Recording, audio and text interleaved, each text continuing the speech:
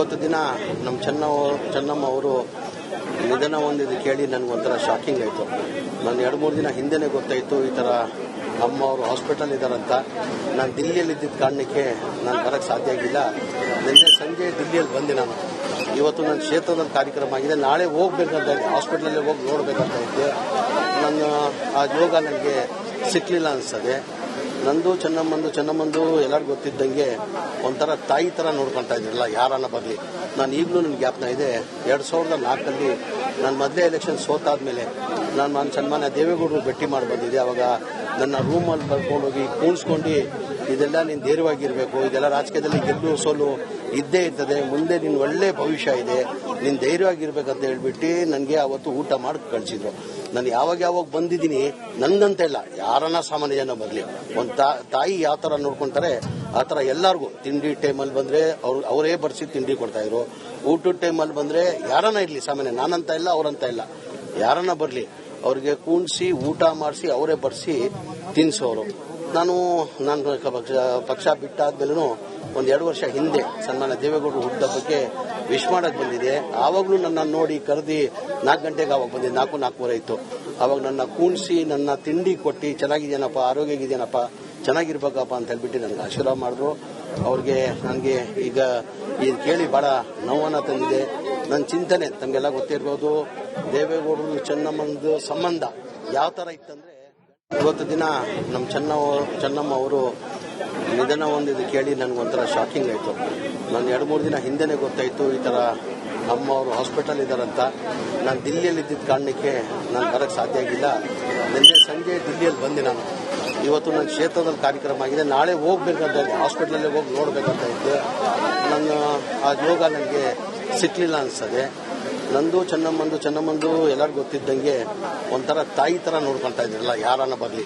ನಾನು ಈಗಲೂ ನನ್ನ ಜ್ಞಾಪನ ಇದೆ, 2004 ನಾನು ಮೊದಲೇ ಎಲೆಕ್ಷನ್ ಸೋತಾದ್ಮೇಲೆ ನಾನು ಸನ್ಮಾನ್ಯ ದೇವೇಗೌಡರು ಭೇಟಿ ಮಾಡಿ ಬಂದಿದ್ದೆ. ಅವಾಗ ನನ್ನ ರೂಮಲ್ಲಿ ಕರ್ಕೊಂಡೋಗಿ ಕೂಣಿಸ್ಕೊಂಡು ಇದೆಲ್ಲ ನೀನು ಧೈರ್ಯವಾಗಿರಬೇಕು, ಇದೆಲ್ಲ ರಾಜಕೀಯದಲ್ಲಿ ಗೆದ್ದು ಸೋಲು ಇದ್ದೇ ಇರ್ತದೆ, ಮುಂದೆ ನಿನ್ನ ಒಳ್ಳೆ ಭವಿಷ್ಯ ಇದೆ, ನೀನು ಧೈರ್ಯವಾಗಿರ್ಬೇಕಂತ ಹೇಳ್ಬಿಟ್ಟು ನನಗೆ ಅವತ್ತು ಊಟ ಮಾಡಿ ಕಳಿಸಿದ್ರು.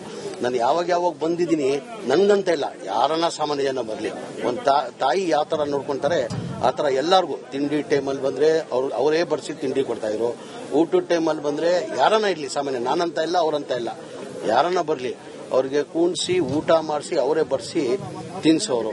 ನಾನು ಪಕ್ಷ ಬಿಟ್ಟಾದ್ಮೇಲೂ 1-2 ವರ್ಷ ಹಿಂದೆ ಸನ್ಮಾನ್ಯ ದೇವೇಗೌಡರು ಹುಟ್ಟುಹಬ್ಬಕ್ಕೆ ವಿಶ್ ಮಾಡಕ್ಕೆ ಬಂದಿದೆ. ಆವಾಗಲೂ ನನ್ನ ನೋಡಿ ಕರೆದಿ 4 ಗಂಟೆಗೆ ಆವಾಗ ಬಂದಿದ್ದೆ, 4-4:15 ಇತ್ತು. ಅವಾಗ ನನ್ನ ಕೂಣಿಸಿ ನನ್ನ ತಿಂಡಿ ಕೊಟ್ಟು ಚೆನ್ನಾಗಿದ್ದೇನಪ್ಪ, ಆರೋಗ್ಯಗಿದ್ದೇನಪ್ಪ, ಚೆನ್ನಾಗಿರ್ಬೇಕಪ್ಪ ಅಂತ ಹೇಳ್ಬಿಟ್ಟು ನನಗೆ ಆಶೀರ್ವಾದ ಮಾಡಿದ್ರು. ಅವ್ರಿಗೆ ನನಗೆ ಈಗ ಇದು ಕೇಳಿ ಬಹಳ ನೋವನ್ನು ತಂದಿದೆ. ನನ್ನ ಚಿಂತನೆ ತಮಗೆಲ್ಲ ಗೊತ್ತಿರ್ಬೋದು, ದೇವೇಗೌಡರು ಚೆನ್ನಮ್ಮಂದು ಸಂಬಂಧ ಯಾವ ಥರ ಇತ್ತಂದ್ರೆ, ಇವತ್ತು ದಿನ ನಮ್ಮ ಚೆನ್ನಮ್ಮ ಅವರು ನಿಧನ ಹೊಂದಿದ್ದು ಕೇಳಿ ನನಗೊಂಥರ ಶಾಕಿಂಗ್ ಆಯಿತು. ನಾನು 2-3 ದಿನ ಹಿಂದೆನೇ ಗೊತ್ತಾಯಿತು ಈ ಥರ ಅಮ್ಮ ಅವರು ಹಾಸ್ಪಿಟಲ್ ಇದ್ದಾರಂತ. ನಾನು ದಿಲ್ಲಿಯಲ್ಲಿ ಇದ್ದಿದ್ದ ಕಾರಣಕ್ಕೆ ನಾನು ಬರೋಕ್ಕೆ ಸಾಧ್ಯ ಆಗಿಲ್ಲ. ನಿನ್ನೆ ಸಂಜೆ ದಿಲ್ಲಿಯಲ್ಲಿ ಬಂದೆ. ನಾನು ಇವತ್ತು ನನ್ನ ಕ್ಷೇತ್ರದಲ್ಲಿ ಕಾರ್ಯಕ್ರಮ ಆಗಿದೆ, ನಾಳೆ ಹೋಗ್ಬೇಕಂತ ಇದ್ದೆ, ಹಾಸ್ಪಿಟಲಲ್ಲಿ ಹೋಗಿ ನೋಡಬೇಕಂತ ಇದ್ದೆ. ನಾನು ಆ ಯೋಗ ನನಗೆ ಸಿಕ್ಕಲಿಲ್ಲ ಅನಿಸ್ತದೆ. ನಂದು ಚೆನ್ನಮ್ಮಂದು ಎಲ್ಲರಿಗೂ ಗೊತ್ತಿದ್ದಂಗೆ ಒಂಥರ ತಾಯಿ ಥರ ನೋಡ್ಕೊತಾ ಇದ್ರಲ್ಲ ಯಾರನ್ನ ಬರಲಿ.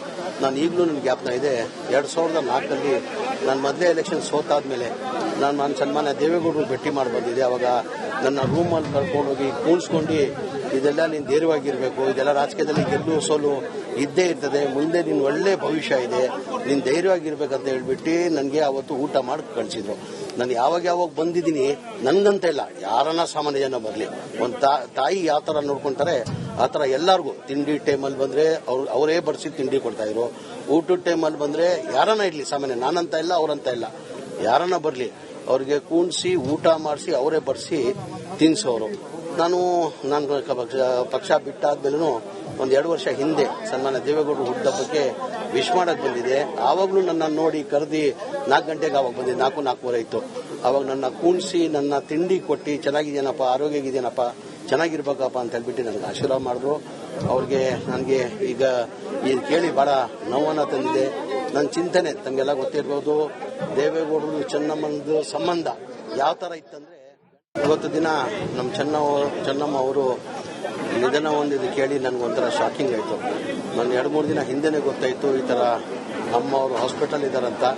ನಾನು ದಿಲ್ಲಿಯಲ್ಲಿ ಇದ್ದಿದ್ದ ಕಾರಣಕ್ಕೆ ನಾನು ಬರೋಕ್ಕೆ ಸಾಧ್ಯ ಆಗಿಲ್ಲ. ನಿನ್ನೆ ಸಂಜೆ ದಿಲ್ಲಿಯಲ್ಲಿ ಬಂದೆ ನಾನು. ಇವತ್ತು ನನ್ನ ಕ್ಷೇತ್ರದಲ್ಲಿ ಕಾರ್ಯಕ್ರಮ ಆಗಿದೆ. ನಾಳೆ ಹೋಗ್ಬೇಕಂತ ಇದ್ದೆ, ಹಾಸ್ಪಿಟ್ಲಲ್ಲಿ ಹೋಗಿ ನೋಡಬೇಕಂತ ಇದ್ದೆ.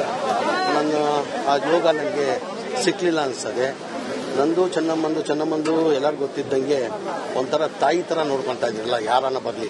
ನಾನು ಈಗಲೂ ನನ್ನ ಜ್ಞಾಪನ ಇದೆ, 2004 ನಾನು ಮೊದಲೇ ಎಲೆಕ್ಷನ್ ಸೋತಾದ್ಮೇಲೆ ನಾನು ಸನ್ಮಾನ್ಯ ದೇವೇಗೌಡರು ಭೇಟಿ ಮಾಡಿ ಬಂದಿದ್ದೆ. ಅವಾಗ ನನ್ನ ರೂಮಲ್ಲಿ ಕರ್ಕೊಂಡೋಗಿ ಕೂಣಿಸ್ಕೊಂಡು, ಇದೆಲ್ಲ ನೀನು ಧೈರ್ಯವಾಗಿರಬೇಕು, ಇದೆಲ್ಲ ರಾಜಕೀಯದಲ್ಲಿ ಗೆದ್ದು ಸೋಲು ಇದ್ದೇ ಇರ್ತದೆ, ಮುಂದೆ ನಿನ್ನ ಒಳ್ಳೆ ಭವಿಷ್ಯ ಇದೆ, ನೀನು ಧೈರ್ಯವಾಗಿರ್ಬೇಕಂತ ಹೇಳ್ಬಿಟ್ಟು ನನಗೆ ಅವತ್ತು ಊಟ ಮಾಡಿ ಕಳಿಸಿದ್ರು. ನಾನು ಯಾವಾಗ ಬಂದಿದ್ದೀನಿ, ನನಗಂತ ಇಲ್ಲ, ಯಾರನ್ನ ಸಾಮಾನ್ಯ ಜನ ಬರಲಿ, ಒಂದು ತಾಯಿ ಯಾವ ಥರ ನೋಡ್ಕೊಂತಾರೆ ಆ ಥರ ಎಲ್ಲರಿಗೂ ತಿಂಡಿ ಟೈಮಲ್ಲಿ ಬಂದರೆ ಅವರೇ ಬಡಿಸಿ ತಿಂಡಿ ಕೊಡ್ತಾಯಿದ್ರು. ಊಟದ ಟೈಮಲ್ಲಿ ಬಂದರೆ ಯಾರನ್ನ ಇರಲಿ, ಸಾಮಾನ್ಯ ನಾನಂತ ಇಲ್ಲ ಅವರಂತ ಇಲ್ಲ, ಯಾರನ್ನ ಬರಲಿ ಅವ್ರಿಗೆ ಕೂಣಿಸಿ ಊಟ ಮಾಡಿಸಿ ಅವರೇ ಬಡಿಸಿ ತಿನ್ನಿಸೋರು. ನಾನು ಪಕ್ಷ ಬಿಟ್ಟಾದ್ಮೇಲೂ 1-2 ವರ್ಷ ಹಿಂದೆ ಸನ್ಮಾನ್ಯ ದೇವೇಗೌಡರು ಹುಟ್ಟುಹಬ್ಬಕ್ಕೆ ವಿಶ್ ಮಾಡಕ್ಕೆ ಬಂದಿದೆ. ಆವಾಗಲೂ ನನ್ನ ನೋಡಿ ಕರೆದಿ 4 ಗಂಟೆಗೆ ಆವಾಗ ಬಂದಿದ್ದೆ, 4-4:15 ಇತ್ತು. ಆವಾಗ ನನ್ನ ಕೂಣಿಸಿ ನನ್ನ ತಿಂಡಿ ಕೊಟ್ಟು ಚೆನ್ನಾಗಿದ್ದೇನಪ್ಪ, ಆರೋಗ್ಯ ಇದೆಯೇನಪ್ಪ, ಚೆನ್ನಾಗಿರ್ಬೇಕಪ್ಪ ಅಂತ ಹೇಳ್ಬಿಟ್ಟು ನನಗೆ ಆಶೀರ್ವಾದ ಮಾಡಿದ್ರು. ಅವ್ರಿಗೆ ನನಗೆ ಈಗ ಇದು ಕೇಳಿ ಭಾಳ ನೋವನ್ನು ತಂದಿದೆ. ನನ್ನ ಚಿಂತನೆ ತಮಗೆಲ್ಲ ಗೊತ್ತಿರ್ಬೋದು, ದೇವೇಗೌಡರು ಚೆನ್ನಮ್ಮಂದು ಸಂಬಂಧ ಯಾವ ಥರ ಇತ್ತಂದ್ರೆ, ಇವತ್ತು ದಿನ ನಮ್ಮ ಚೆನ್ನಮ್ಮ ಅವರು ನಿಧನ ಹೊಂದಿದ್ದು ಕೇಳಿ ನನಗೊಂಥರ ಶಾಕಿಂಗ್ ಆಯಿತು. ನಾನು 2-3 ದಿನ ಹಿಂದೆನೇ ಗೊತ್ತಾಯಿತು ಈ ಥರ ಅಮ್ಮ ಅವರು ಹಾಸ್ಪಿಟಲ್ ಇದ್ದಾರಂತ. ನಾನು ದಿಲ್ಲಿಯಲ್ಲಿ ಇದ್ದಿದ್ದ ಕಾರಣಕ್ಕೆ ನಾನು ಬರೋಕ್ಕೆ ಸಾಧ್ಯ ಆಗಿಲ್ಲ. ನಿನ್ನೆ ಸಂಜೆ ದಿಲ್ಲಿಯಲ್ಲಿ ಬಂದೆ ನಾನು. ಇವತ್ತು ನನ್ನ ಕ್ಷೇತ್ರದಲ್ಲಿ ಕಾರ್ಯಕ್ರಮ ಆಗಿದೆ. ನಾಳೆ ಹೋಗ್ಬೇಕಂತ ಇದ್ದೆ, ಹಾಸ್ಪಿಟ್ಲಲ್ಲಿ ಹೋಗಿ ನೋಡಬೇಕಂತ ಇದ್ದೆ. ಆ ಯೋಗ ನನಗೆ ಸಿಕ್ಕಲಿಲ್ಲ ಅನಿಸ್ತದೆ. ನಂದು ಚೆನ್ನಮ್ಮಂದು ಎಲ್ಲರಿಗೂ ಗೊತ್ತಿದ್ದಂಗೆ ಒಂಥರ ತಾಯಿ ಥರ ನೋಡ್ಕೊತಾ ಇದ್ದಿರಲ್ಲ, ಯಾರನ್ನ ಬರಲಿ. ನಾನು ಈಗಲೂ ನನ್ನ ಜ್ಞಾಪನ ಇದೆ, 2004 ನಾನು ಮೊದಲೇ ಎಲೆಕ್ಷನ್ ಸೋತಾದ್ಮೇಲೆ ನಾನು ಸನ್ಮಾನ್ಯ ದೇವೇಗೌಡರು ಭೇಟಿ ಮಾಡಿ ಬಂದಿದ್ದೆ. ಅವಾಗ ನನ್ನ ರೂಮಲ್ಲಿ ಕರ್ಕೊಂಡೋಗಿ ಕೂಣಿಸ್ಕೊಂಡು, ಇದೆಲ್ಲ ನೀನು ಧೈರ್ಯವಾಗಿರಬೇಕು, ಇದೆಲ್ಲ ರಾಜಕೀಯದಲ್ಲಿ ಗೆದ್ದು ಸೋಲು ಇದ್ದೇ ಇರ್ತದೆ, ಮುಂದೆ ನಿನ್ನ ಒಳ್ಳೆ ಭವಿಷ್ಯ ಇದೆ, ನೀನು ಧೈರ್ಯವಾಗಿರ್ಬೇಕಂತ ಹೇಳ್ಬಿಟ್ಟು ನನಗೆ ಅವತ್ತು ಊಟ ಮಾಡಿ ಕಳಿಸಿದ್ರು. ನಾನು ಯಾವಾಗ ಬಂದಿದ್ದೀನಿ, ನನಗಂತ ಇಲ್ಲ, ಯಾರನ್ನ ಸಾಮಾನ್ಯ ಜನ ಬರಲಿ, ಒಂದು ತಾಯಿ ಯಾವ ಥರ ನೋಡ್ಕೊಂತಾರೆ ಆ ಥರ ಎಲ್ಲರಿಗೂ ತಿಂಡಿ ಟೈಮಲ್ಲಿ ಬಂದರೆ ಅವರೇ ಬಡಿಸಿ ತಿಂಡಿ ಕೊಡ್ತಾಯಿದ್ರು. ಊಟದ ಟೈಮಲ್ಲಿ ಬಂದರೆ ಯಾರನ್ನ ಇರಲಿ, ಸಾಮಾನ್ಯ ನಾನಂತ ಇಲ್ಲ ಅವರಂತ ಇಲ್ಲ, ಯಾರನ್ನ ಬರಲಿ ಅವ್ರಿಗೆ ಕೂಣಿಸಿ ಊಟ ಮಾಡಿಸಿ ಅವರೇ ಬಡಿಸಿ ತಿನ್ನಿಸೋರು.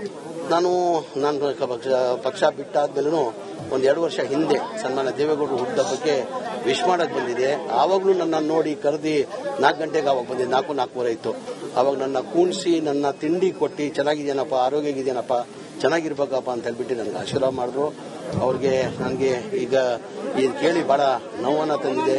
ನನ್ನ ಚಿಂತನೆ ತಮಗೆಲ್ಲ ಗೊತ್ತಿರ್ಬೋದು, ದೇವೇಗೌಡರು ಚೆನ್ನಮ್ಮಂದು ಸಂಬಂಧ ಯಾವ ಥರ ಇತ್ತಂದ್ರೆ